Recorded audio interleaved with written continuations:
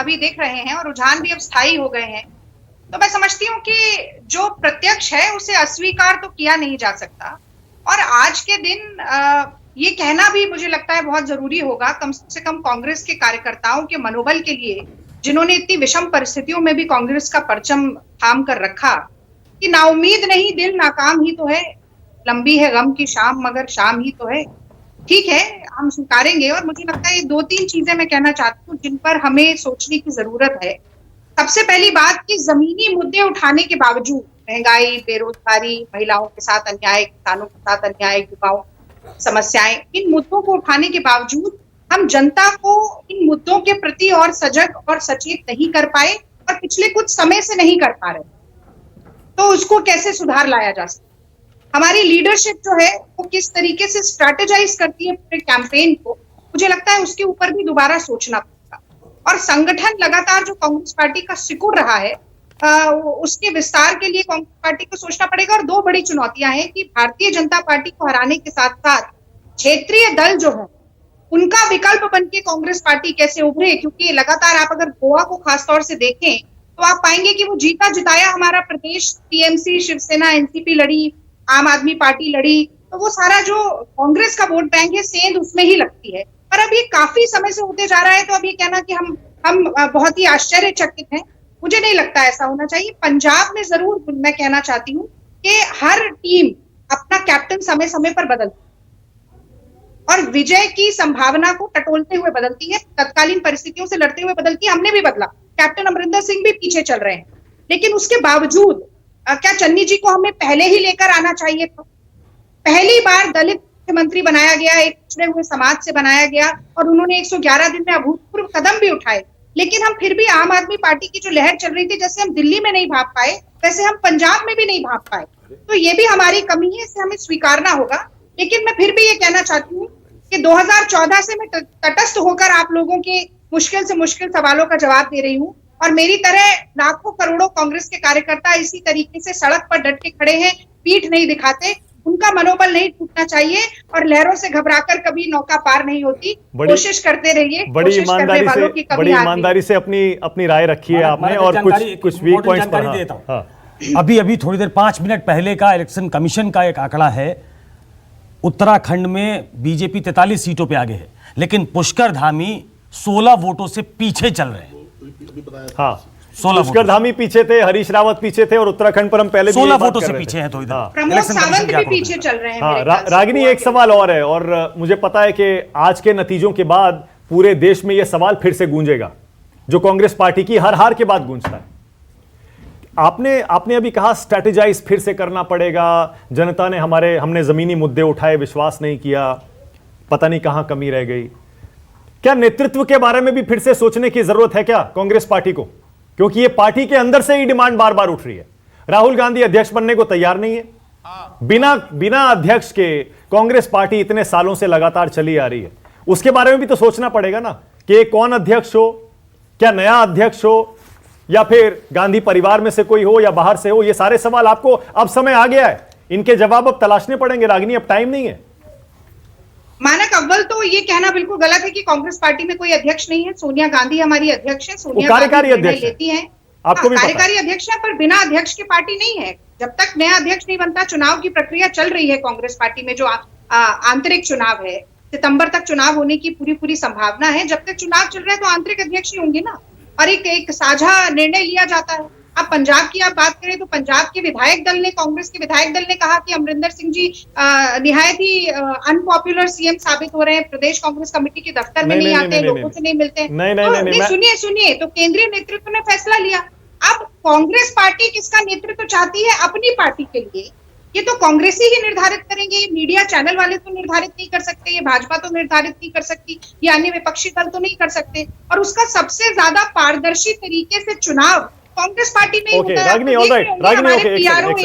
सब जगह मेंबरशिप मैं आपकी मजबूरी समझ रागिनी, मैं आपकी मजबूरी समझ रहा हूं। सुनिए ना, पर आप मानक भी निर्धारित करेंगे कि कांग्रेस के कार्यकर्ता किसके नेतृत्व में पार्टी को आगे चलाना चाहते हैं। नहीं, एक सेकंड, नतीजे नहीं आ रहे हैं। Ragini, one second. एक तो पहले मैं ये कह दूं, मैं आपकी मजबूरी समझ सकता हूं। एक प्रवक्ता के लिए पार्टी के अध्यक्ष के चुनाव पर कुछ भी कहना मुझे लगता है इस समय बहुत मुश्किल है, क्योंकि कांग्रेस का अध्यक्ष पद का चुनाव कितने समय से, महीनों से, सालों से अटका पड़ा है। आप और कह हम रही ये हैं- नहीं कह रहे मानक, हाँ। ये G23 जो था वो कह रहा था कि पार्टी में सब कुछ ठीक ठाक होना चाहिए। विपक्ष अगर इस तरीके से डामाडोल स्थिति में हो तो अंदर से आवाज उठी थी, हम उसी को आगे बढ़ा और रहे हैं। दूसरा, अब तो जनादेश आ गया, इसलिए ये सवाल उठेगा। जनादेश कांग्रेस पार्टी के खिलाफ है। 4 राज्यों में बीजेपी आ रही है, एक में आम आदमी पार्टी आ रही है। कांग्रेस की एक सरकार थी, वो भी चली गई। देखिए, रागनी से ये सवाल करना मुझे लगता है सही नहीं होगा, क्योंकि रागनी प्रवक्ता हैं और एक प्रवक्ता को अपने पार्टी की बात को आगे रखना ही है, ये दिस इज हर जॉब, तो वो तो उनको रखना है। रहा सवाल कि हम लोगों के जो सवाल है क्या वो लीडरशिप के पास पहुंच रहे हैं, तो मुझे लगता है रागनी की ये जिम्मेदारी बनेगी कि वो इस सवाल को मैं अनुराधा जी की अपने बात लीडरशिप के पास पहुंचाए। दूसरी बात अनुराधा जी, जो मुझे देखिए, लगता है, मीडिया के रागनी सवाल- एक मिनट, मीडिया के रागनी एक सवालों minute, let me just complete please.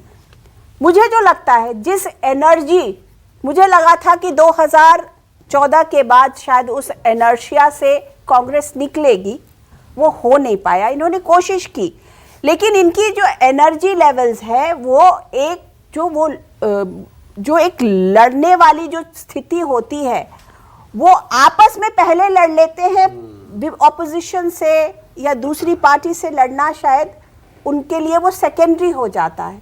और वो इसलिए भी होता है क्योंकि ऐतिहासिक पार्टी है, इतने सारे लीडर्स इतने टाइम से हर जगह हर पोजीशन पर रहे हैं, तो उनके लिए ये बहुत, उसको फैदम करना बहुत मुश्किल होता है कि हम नहीं कोई और आकर के लड़े।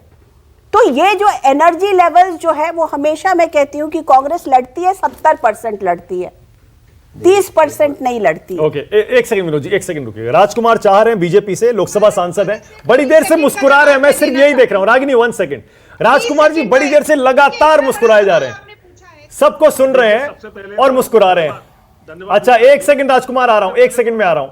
अब देखिए, अरविंद केजरीवाल ने ट्विटर पर आम आदमी पार्टी को, यानी अपनी ही पार्टी को और अपने मुख्यमंत्री पद के उम्मीदवार को, भगवंत मान को बधाई दे दी है। केजरीवाल ट्विटर पर बड़े एक्टिव रहते हैं और ये देखिए, ये फोटो शेयर कर दिया। इसका मतलब इस समय दोनों साथ में हैं चंडीगढ़ में। इसका मतलब केजरीवाल भगवंत मान के घर पहुंच गए हैं, ऐसा ही लग रहा है। संगरूर में, माफ करिएगा, भगवंत मान जहां तक हमारी जानकारी है संगरूर में है, और वहीं अरविंद केजरीवाल पहुंचे हैं। इसीलिए देखिए, ये तस्वीर सामने आ गई है, दोनों ने विक्ट्री का साइन बनाया हुआ है और दोनों खुश दिखाई दे रहे हैं। ओके, राजकुमार जी, आप मुस्कुरा रहे थे और मैं समझ रहा हूं आपकी वजह बिल्कुल साफ है, 4 राज्यों में आप जीत रहे हैं, लेकिन आपकी मुस्कुराहट की वजह मैं साफ और थोड़ी और साफ कर देता हूं, क्योंकि उत्तर प्रदेश में 2024 के लोकसभा चुनाव के लिए बड़ा अच्छा संकेत आपको मिल गया है। ठीक कह रहा हूं? जी। मुझे हंसी आ रही थी एक्चुअली में, रागिनी जी अभी बोल रही थी लगातार, तो रागिनी जी तो अपना काम ठीक से कर रही हैं प्रवक्ता के नाते, लेकिन अब क्या करें, पार्टी कंफ्यूज है और उनके नेता कंफ्यूज हैं।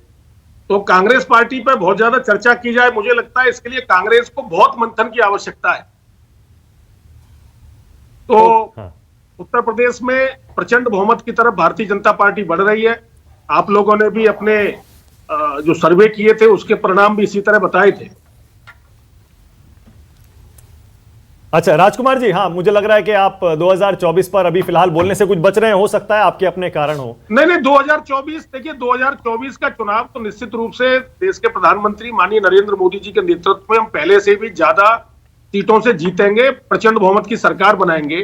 देखिए, बात विश्वास की है, जनता और नेतृत्व के बीच में, भारतीय जनता पार्टी का नेतृत्व और जनता, इन दोनों में विश्वास का अटूट रिश्ता बना कि जनता के साथ कौन खड़ा है, उनके सुख दुख में कौन खड़ा है।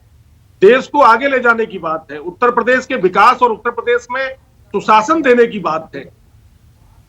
तो आप उत्तर प्रदेश ले, गोवा के, उत्तराखंड ले लीजिए, सभी जगह चारों प्रांतों में, मणिपुर सहित हमारी सरकार बन रही है, अच्छे बहुमत से सरकार बन रही है। इसका अर्थ यह है कि आम जनमानस मोदी जी पर विश्वास करता है और हमारे प्रदेश का जो नेतृत्व है उन पर विश्वास करता है। ओके, कांग्रेस पार्टी सहित अन्य पार्टियां, आपने देखा होगा, ये लोग अब केवल ट्विटर पर अपना राजनीति करते हैं। अच्छा, ओके राजकुमार जी, मेरे जहन में अभी अभी एक सवाल आया, हालांकि मैंने आपसे पूछा था 2024 के बारे में, तो आपने अपने जवाब की शुरुआत ही यहां से की कि प्रधानमंत्री नरेंद्र मोदी के नेतृत्व में हम 2024 जीतने जा रहे हैं। आपने शुरुआत ही यहीं से की। मेरा सवाल दरअसल दूसरा यही है कि योगी जी का कद आपको नहीं लगता इस जीत के बाद देश की राजनीति में बढ़ जाएगा? निश्चित रूप से देखिए, भारतीय जनता पार्टी कोई एक परिवार की पार्टी तो है नहीं कि भाई हम इसे इंतजार में रहेंगे कि परिवार में कौन पैदा होगा फिर आगे चल के उसी को अध्यक्ष बनाना पड़ेगा। एक मजबूरी होती है जो अन्य हमारे जो परिवारी दल चल रहे हैं, कांग्रेस, अखिलेश यादव जी के परिवार की पार्टी है, यहाँ तो अलग अलग क्षेत्र से अलग अलग नेतृत्व उभर के आता है और पार्टी उभारती भी है। अलग अलग प्रदेश में अलग अलग नेतृत्व उभर के आता है। आज योगी जी ने अच्छा शासन दिया, सुशासन दिया, लोगों की दिलों में जगह बनाई और उत्तर प्रदेश में आज एक वो बड़े नेता के रूप में उभर के आए। 2017 में जब सरकार बनी तो योगी जी ने एक अच्छा शासन दिया लोगों। नहीं, मैंने देश में पूछा था राजकुमार जी, मैंने देश में पूछा था। पूरे देश भर नहीं, देखिए अब योगी जी हमारे नेता हैं, उत्तर प्रदेश के अंदर वो फिर मुख्यमंत्री बनने जा रहे हैं, तो बड़ी प्रचंड बहुमत की सरकार बन रही है, उनके नेतृत्व में उत्तर प्रदेश का चुनाव इस बार लड़ा गया। हाँ। तो योगी जी ने करके दिखाया है जी इन 5 सालों के भीतर। ओके, इसलिए आज जनता पूरी साथ में खड़ी है योगी जी के और मोदी जी। ओके विष्णु जी, अब ठीक है ना? ओके विष्णु जी, इस 5 राज्यों के चुनाव के जो नतीजे आ रहे हैं उनमें से 3 बड़ी बातें आपके लिए, 3 संदेश। देखिए, एक तो सबसे बड़ी बात जो मैंने अभी विनोद जी से भी कहा और रागिनी जी ने बहुत ईमानदारी से जवाब देने का प्रयास नहीं किया, वो ये कि जो देश की दूसरी सबसे बड़ी पार्टी जो लोगों के मनोभाव में अंकित है वो कांग्रेस है और उसके लिए बहुत ज़बरदस्त आत्मनिरीक्षण का समय है, ज़बरदस्त। और उनको कहीं ना कहीं वो, जैसे अभी वो कह रही थी कि ये मीडिया हाउसेज नहीं तय करेंगे कि पार्टी का, हमने तो कोई उनको नहीं कहा कि आप किसको अध्यक्ष बनाओ, हमने तो एक स्वाभाविक सवाल किया, आपने भी हमने भी, कि क्या आपको पार्टी नेतृत्व या पार्टी नेतृत्व की कार्यशैली के बारे में विचार करना चाहिए, नंबर 1। नंबर 2, जो हम सुबह से कोशिश कर रहे हैं, हम बीजेपी के लिए यूपी के संदर्भ में प्रचंड बहुमत जैसा शब्द प्रयोग करने से संकोच कर रहे हैं। देखिए, मैं एक दूसरी अवधारणा देने की कोशिश कर रहा हूं। जीत रहे हैं, हम उनके जश्न में किसी प्रकार का विघ्न संतोष नहीं करना चाहते हैं, उन्हें जश्न मनाने का पूरा अवसर है, मौका है, किंतु डबल इंजन की सरकार थी, 5 साल निर्बाध बगैर किसी विघ्न बाधा के सरकार चलाने का मौका था। विपक्ष कतई कहीं आंदोलन और मूवमेंट के मूड में नहीं था। आप बता दीजिए, यूपी में पिछले 5 वर्षों के दौरान कोई निर्णायक मूवमेंट किसी भी पार्टी के द्वारा किया किसान गया? आंदोलन, किसान आंदोलन दरअसल वो दूसरा था। मैं किसी पार्टी का मूवमेंट मैं पार्टी के मूवमेंट की बात कर रहा हूं, जो जिससे अपोजिशन अपने बारे में धारणा बनाता है और वोटर्स को आकर्षित करता है। किसान आंदोलन किसी वोटर को आकर्षित करने का कोई ऐसा मूवमेंट नहीं था जो मैं सोचता हूं। इसके बावजूद पिछले चुनाव का आंकड़ा, एक जानकारी दे दूं। जी जी जी, अजीत पाल सिंह कोहली जी, ये आम आदमी पार्टी के उम्मीदवार पटियाला से थे, ऑफिशियली इन्होंने अमरिंदर सिंह को हरा दिया। जी, राजा साहब को हरा दिया। तो अमरिंदर सिंह मैं अपनी बात बहुत समय से तो मैं अपनी बात कह रहा हूं कि कहीं ना कहीं हमको इस बात पर विचार करना चाहिए कि जब आपके सारी परिस्थितियां आपके अनुकूल थीं, तो आप उत्तर प्रदेश में पिछला आंकड़ा छूने की स्थिति में क्यों नहीं है? ये मैं सवाल उठाऊंगा। अब आपने विष्णु जी बहुमत का आंकड़ा लगता है 326 कर दिया है। नहीं, जो वो तो 400 की बात कर रहे थे, ठीक है। मैं केवल ये कह रहा हूं, देखिए समीक्षा के उत्तर प्रदेश के संदर्भ में समीक्षा के 3 धरातल हैं। एक समीक्षा वो है कि जब आप दोनों या सभी दलों को सामने रखकर करेंगे, ठीक है ना, उसमें बीजेपी को गेज है, जीत रही है, वो जश्न मनाए। फिर आप क्या करेंगे कि समाजवादी पार्टी को ध्यान में रखकर के एक रणनीति करेंगे। विष्णु जी, एक सेकंड फिर रोकना पड़ेगा मुझे, मेरे पास अपडेट ये आ रहा है। एक जो आप अपनी टीवी स्क्रीन पर देख रहे हैं, दिल्ली से सटे गौतम बुद्ध नगर और गाजियाबाद, यहां पर ज्यादातर सीटों पर बीजेपी आगे चल रही है और अच्छे खासे अंतर से आगे चल रही है। नोएडा में पंकज सिंह 54,000 वोटों से आगे चल रहे हैं। इसके अलावा और एक और अपडेट गोवा से आ रहा है। गोवा से अपडेट यह है कि गोवा में हालांकि कंफर्टेबल मेजॉरिटी बीजेपी को मिल रही है, पर फिर भी इंतजार करने के मूड में कोई नहीं है। फौरन आज ही बीजेपी गोवा में सरकार बनाने का दावा पेश करने जा रही है राज्यपाल से मिलकर। अब कौन जाएगा वो डिटेल थोड़ी देर में आपको देंगे। आपको पता है प्रमोद सावंत सीएम है, उनके चेहरे पर ही चुनाव लड़ा गया था, लेकिन केंद्रीय नेतृत्व क्या फैसला करता है? अध्यक्ष जाता है, नॉर्मली अध्यक्ष जाता है और वो अपनी टैली बताता है और फिर वो विधानमंडल दल का नेता होता है, विधानमंडल जो विधानमंडल दल का नेता वो भी है, वो भी वो भी वो भी वो भी जाता है, वो भी जाता है। वो तो अभी आज थोड़ी की देर में डेट पता में चलेगा। तो गोवा के विधानमंडल दल के नेता बीजेपी के उन्हीं को वो जाना चाहिए। सावंत हैं, तो अभी वो थोड़ी देर में जाएंगे। पता लगेगा कि कौन कौन जाता है और मुख्यमंत्री कौन होगा, वहां से अंदाजा आपको एक मिल जाएगा। लेकिन गोवा में बीजेपी आज ही सरकार बनाने का दावा पेश करेगी। नोएडा, गाजियाबाद, वहां पर बीजेपी ज्यादातर सीटों पर बड़े अंतर से जीत रही है। और इधर देखिए नीचे एक और अपडेट आ गया, 1 बजे भगवंत मान पंजाब के अगले मुख्यमंत्री, अब कह सकते हैं बड़े आराम से पंजाब के अगले मुख्यमंत्री भगवंत मान 1 बजे प्रेस कॉन्फ्रेंस करने वाले हैं। अब तो थोड़ी देर पहले अरविंद केजरीवाल ने उनके साथ फोटो भी ट्वीट कर दिया विक्ट्री साइन बनाकर, जिससे अब कोई शक रह नहीं जाना चाहिए।